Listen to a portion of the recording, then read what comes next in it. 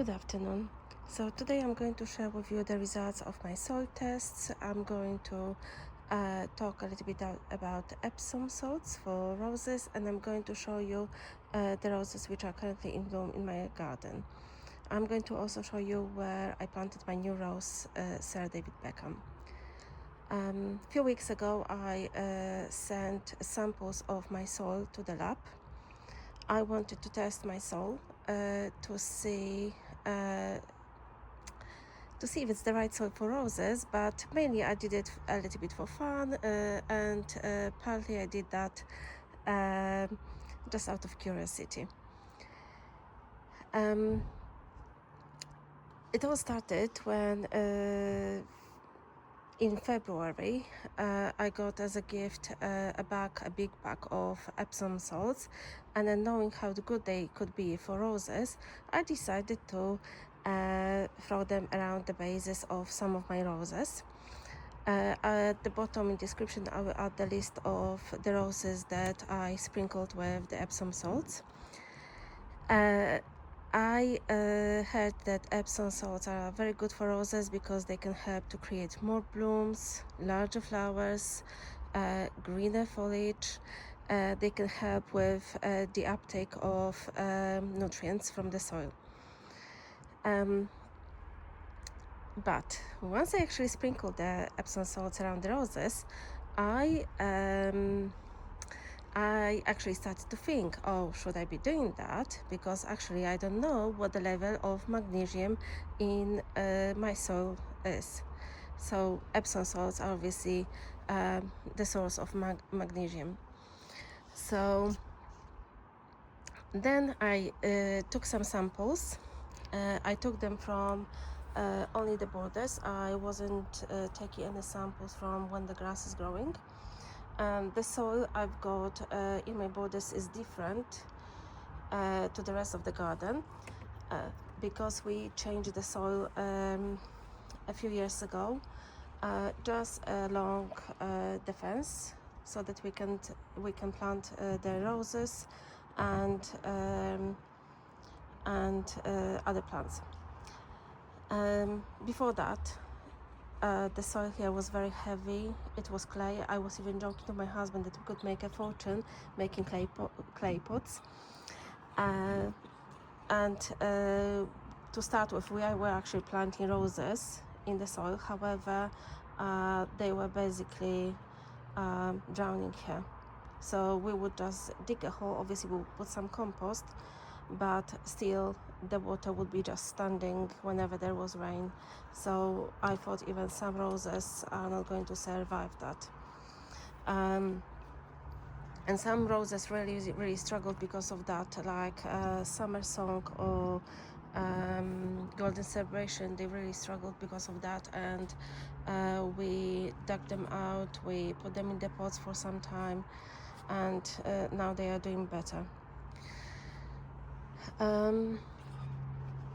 The results of the soil tests, they came back quite late for us because there was, I think, some miscommunication in the lab, and we had to chase them and ask them to send them back to us.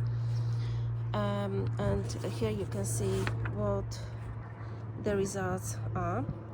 So pH, they said it's 6.8, so quite high, still okay, but this is very close to the borderline. Magnesium is very high, so actually we shouldn't be adding any magnesium to the soil. There's no need for that, and definitely I shouldn't be putting Epsom salts in my garden.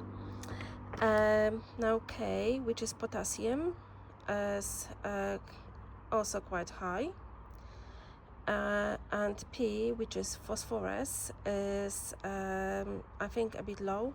So it says it's 29.2, and from what I checked online, it should be 30 to 50 for roses.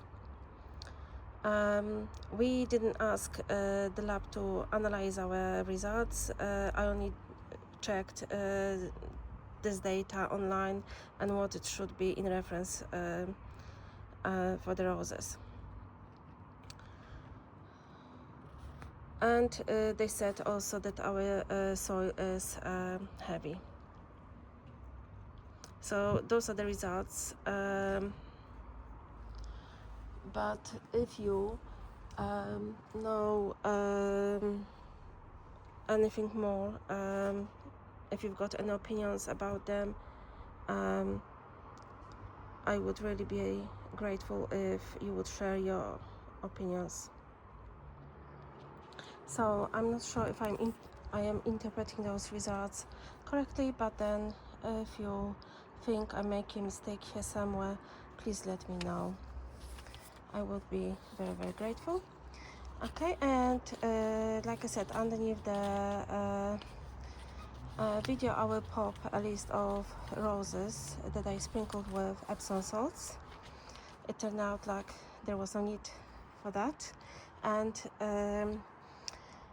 I also wanted to add that obviously I did those soil tests, but there's no need to do any soil tests if your plants are growing well and you're not planning to make any massive changes to the nutrients you're adding to the soil, to the way you fertilize them, the roses. So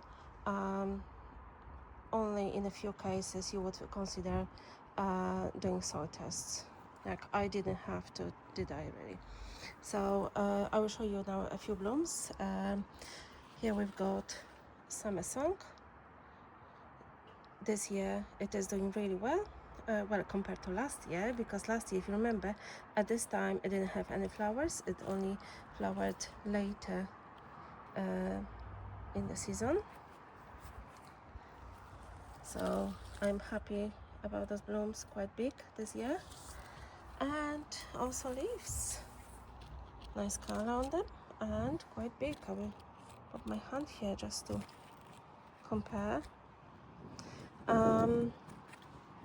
Well, so I could say definitely Epsom salts didn't cause any damage to Summer Song. Here also I want to share with you golden celebration. Look at this bloom, beautiful. Also this is a rose they sprinkle with Epsom salts this year, and it definitely didn't cause any damage. Look at this, beautiful. Yeah, the whole shrub also is quite big, quite informal shrub. Here we've got foxgloves, where already lots of flowers dropped from them, but they are very, very tall this year. They will be a bit more, a bit taller than 160 centimeters. And also from those main stems, there are other stems growing out. Some foxgloves, as you go through my garden, you will notice they are doing really well. They are very tall and with lots of flowers on it. And then some are like very small with only a few flowers, and then well, we kind of are guessing that it could be because those foxgloves that are doing better, they had some fertilizers added around them, and they were fertilized only because they were growing next to roses. Okay, then here lupin, and yeah, so beautiful lupin growing just next to Princess Charlene of Monaco. Big shrub of Lady Mantle. And also some blooms starting to appear on Wollerton at Hall. I already deadheaded a few. Last year, if you remember, this rose was covered with black spots, so this year I'm keeping an eye on her. And here with Oleum. And here some more foxgloves with Eustacia.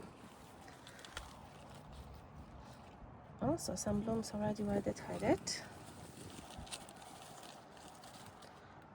And what I really like about Eustacia, that it is a very nice rounded shrub and a massive one. Must be more than a meter wide. Very big shrub. I did not expect that from that rose. And then here, Crimson Cascade. Yeah, those blooms are still going to open.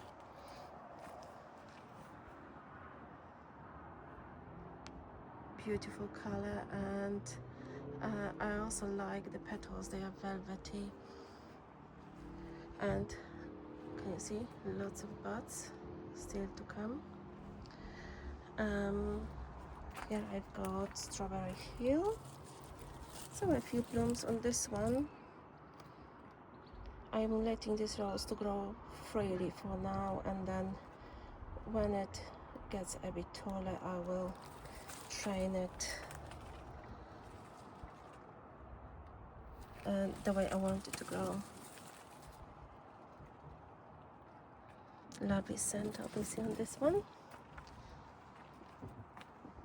That's Gabriel Oak with a few buds already starting to open. And this lady, Princess Alexandra of Kent.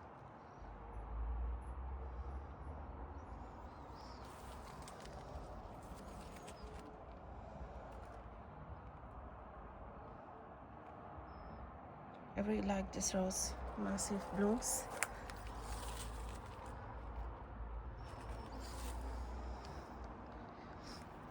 This is quite an informal shrub. Stems growing here and there. Delightful Parfuma, lots of buds on it. And here we've got Olivia Rose Austin.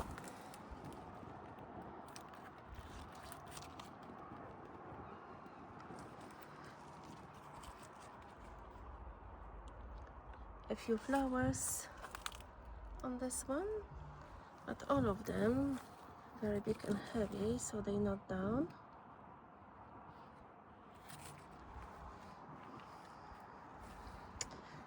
And the next one is Gertrude Jekyll. So this rose is 3 years in my garden, and the canes are about 3 meters long. Obviously I train them to the size to create more blooms. Lots of them I have already that had it, and the first bloom on this rose opened on the 21st of April, so a few weeks ago.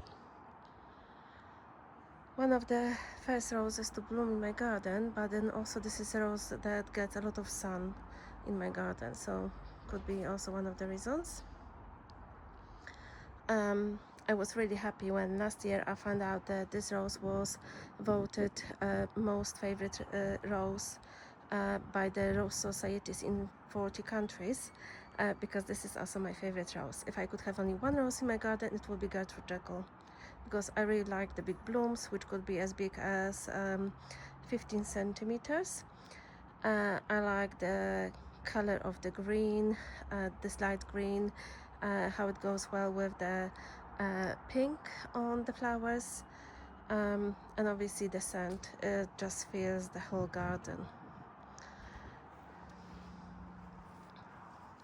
Okay, and then also I wanted to show you Candyland.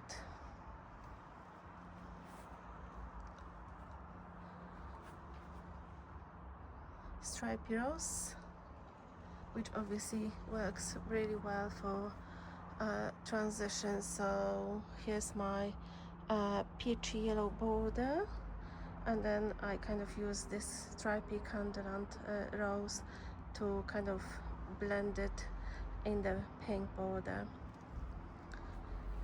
So it starts as yellow and dark pink, but then as it gets older,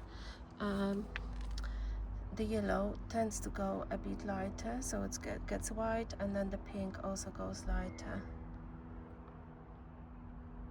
It doesn't have any fragrance, but I can tell you, whoever comes to my garden, they are all asking me for cuttings of this rose.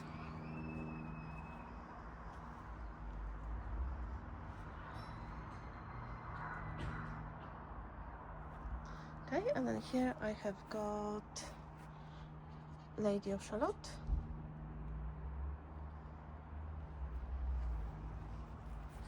So also first flowers appearing, beautiful orange yellow buds.